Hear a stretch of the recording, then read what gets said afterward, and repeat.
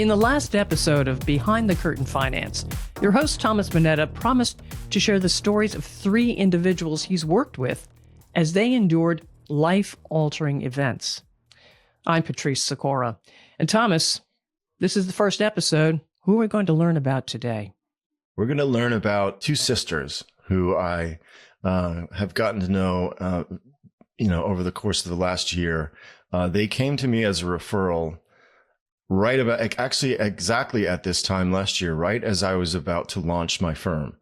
And so I was in the middle of learning a new custodian and transferring accounts, and all the pressure that came with that. And you never know who's going to come with you. And in the middle of all of that, I got this referral, and my friend, who's an existing client, said they really need your help. Can you please help them? And I said, sure. And I agreed to drive down to Santa Cruz, which is about an hour, or just over an hour from the East Bay in San Francisco. And when I got to their house, they invited me in, and in the living room were boxes and boxes and boxes of statements. Just their whole financial picture in all of these boxes. And one of the women had lost her husband about 5 months prior, and he handled everything. And now it was all being, it was on her. It was put in her lap, and she had no idea where anything was. She didn't know how much money she had. She didn't, and so I looked at it and I thought to myself, wow, this is going to be a lot of work. And can I do that because of all of, the pressure that I'm under right now to launch my firm? And the way that she looked at me when she said, can you please help me? And, in that moment, for the first time, I thought, you know what? It's my name on the door. It's going to be my firm. And what do I want my firm to stand for? What am I going to do that's going to separate myself from everyone else? And then in that moment, I just knew I had to help them, and I wanted to help them. And so we spent the next 3 hours just pouring through the boxes and trying to make sense of it, and really didn't make much sense of it because there was so much of it. And I organized it as much as I could, and we got to work. And it took the better part of a year to get those accounts into or out of, wherever they were. And most of them were in broker dealers that were kind of infamous for making it difficult to move money out. And so it took a long time, and they both knew that, that I was, helping them in a way that, that was just so significant, because they were uncovering all of this history that her husband had, not shared with her. And there was at least, there was more and more clarity as we progressed throughout the year.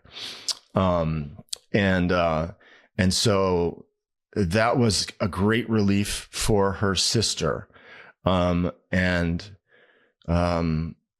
What began to become, we began to discover was that she had early onset Alzheimer's. Oh. And she was not only grieving, but she was, starting to slip. And so there was this urgency that it wasn't right away, but as we got into the fall and certainly, towards Christmas, we could tell that we had to get things completed, because if she became incapacitated, it would be next to impossible to get, everything done that we needed to. And so, we managed to get all the accounts, into Altruist by Christmas. And then, the last thing that we needed to do was to square her house away in Arizona, because the house was in the old trust with her husband, and we needed to get it updated. So we went through the process of getting her trust updated. And then we got the deed for the house, properly titled for her trust in late January. And the first week of February, she had a massive stroke, and she was in the bathroom, and she fell and she hit her head, and she had a massive contusion on the back of her head, and she had internal bleeding. And so, her sister called 911, and then she called me.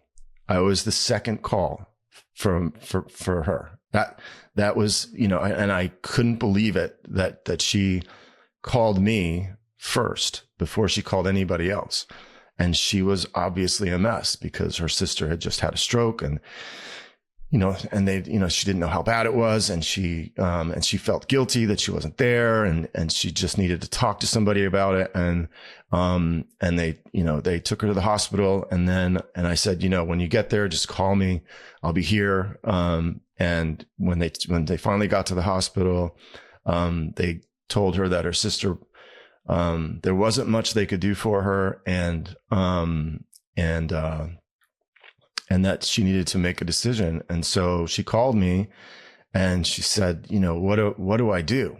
Like, what do I do? And I told her, I said, we have everything in place. We signed the advanced healthcare directive. We made sure that she did that when she was of sound mind, and she was, and she's not in pain right now. And I'm sure you don't want her to be in pain. And so, to just go home and get the advanced healthcare directive. And then when you get back to the hospital, call me.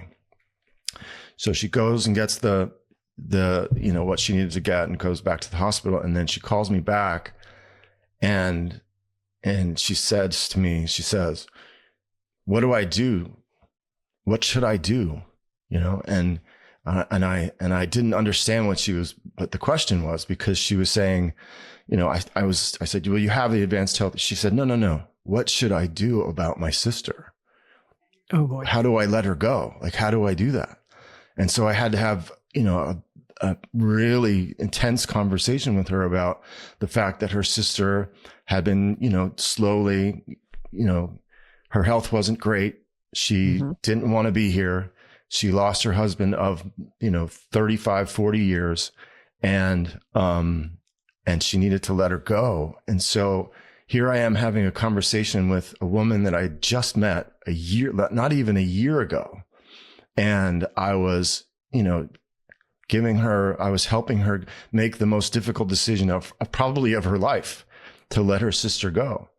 And so we both cried, and we both, agreed to just let her go. And she gave the directive to the doctor, and her sister passed. And it was, it was painful to go through that, and, that intensity with her.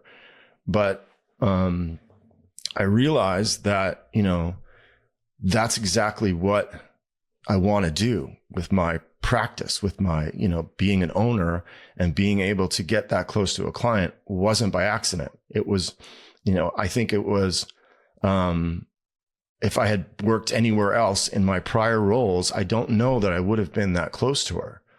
But I think that, being free from that,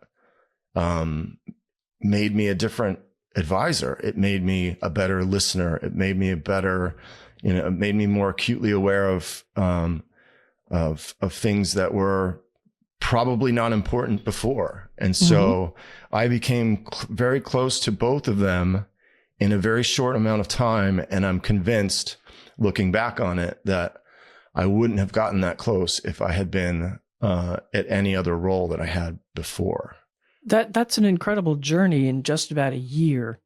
From the time you began working with them to that day, what changes did you notice in yourself? You mentioned a couple of them, but what else? What were you feeling? How did you feel changes along the way?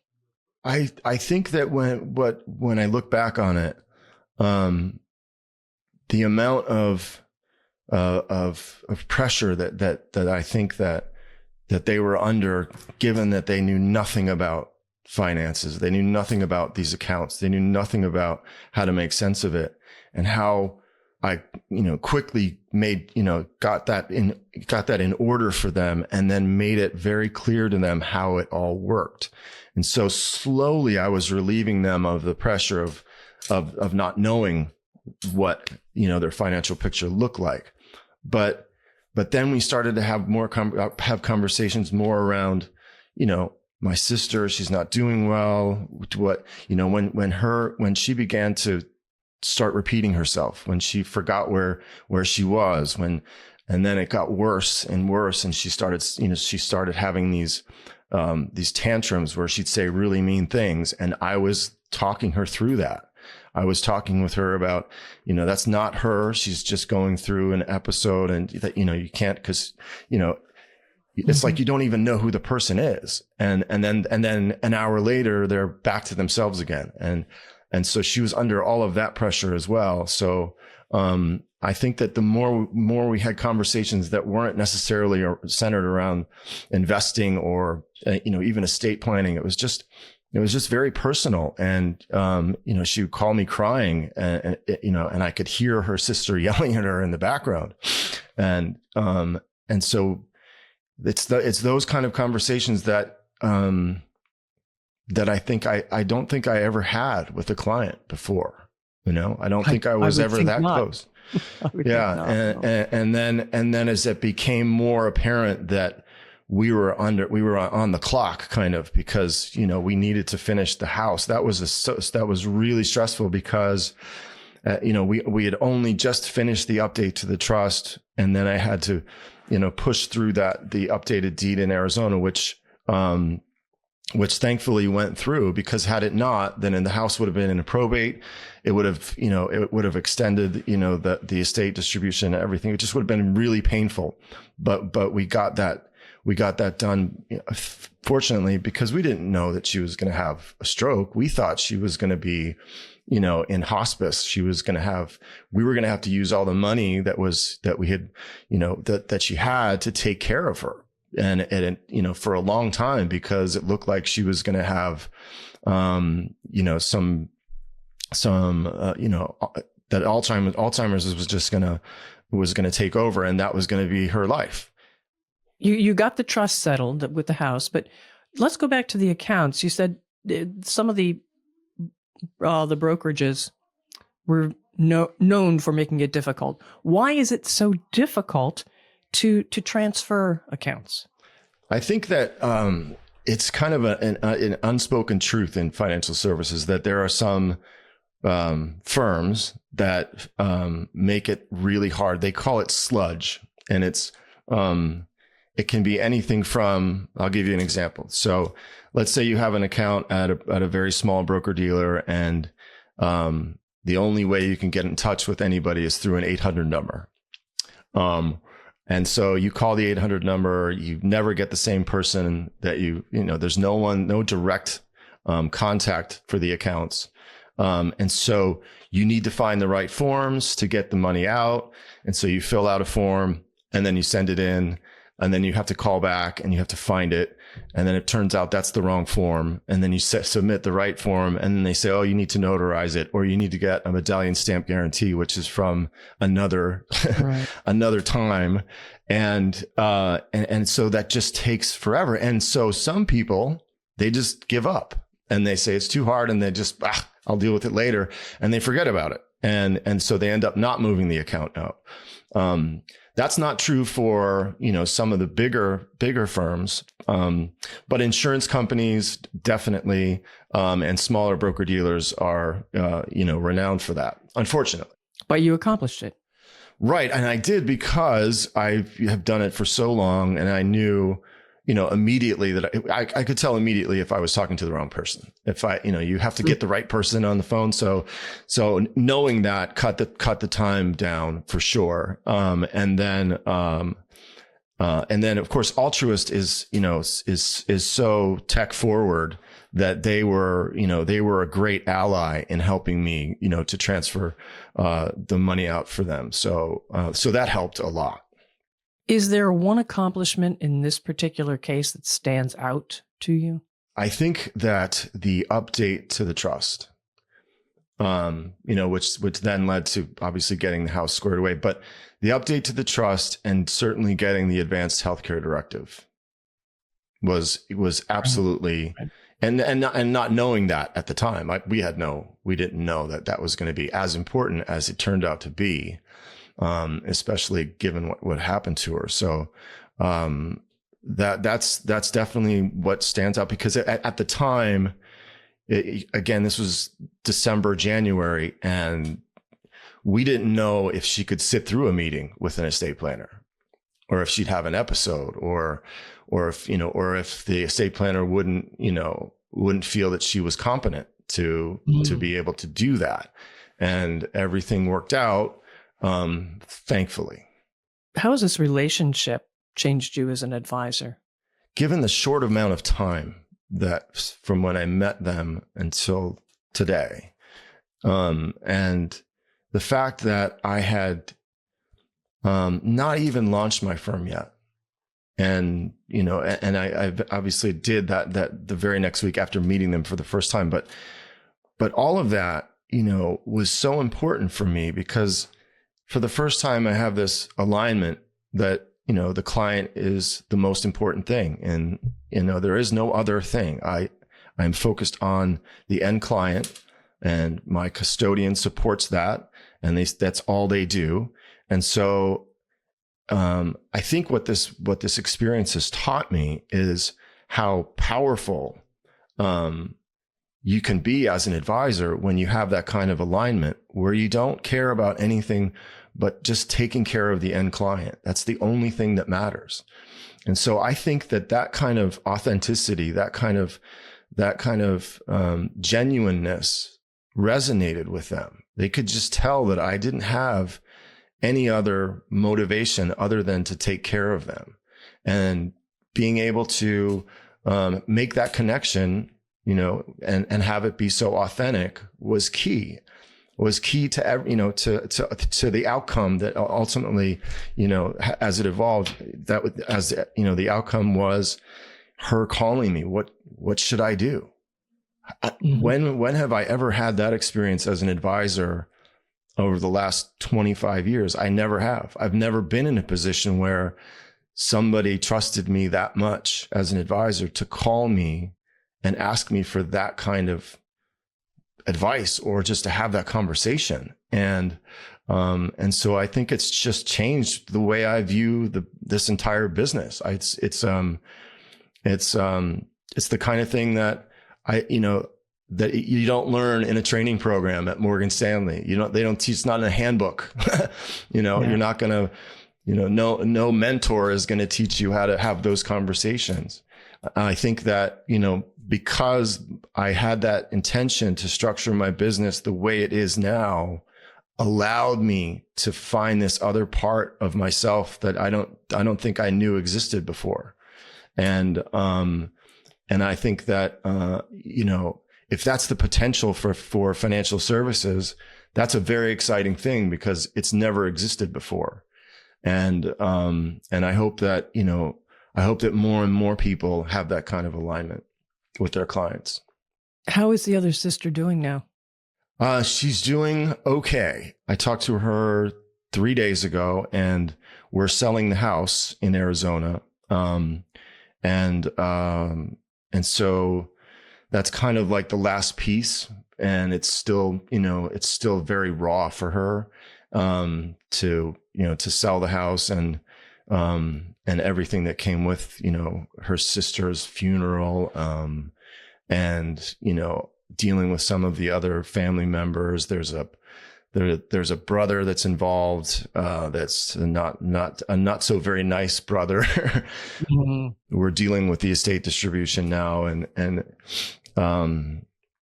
it's hard, it's hard for her to constantly have to go back to revisit, these things that are, they're financial, but they're not, they're her sister's affairs. It's her sister's life. And, even updating accounts, because she is the successor trustee, and she's inheriting, the IRA from her sister, even, that's emotional. It's an emotional thing for her. And so she, she just says that it's like, I don't want the money. I don't want the money. It's not the money. And we just talk it through, that, that this is what your sister wanted, and you shouldn't feel guilty because you're taking over all of this money that she wanted you to have. It's not, you shouldn't feel that way. But she's slowly getting, I think, to a better place, but it's just going to take time.